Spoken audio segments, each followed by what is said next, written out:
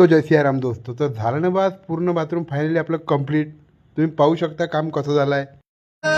मी plumber एक number कंत्राट घेईन तुला जोडून देईन नवी पाईप लाईन तुला जोडून देईन नवी पाईप लाईन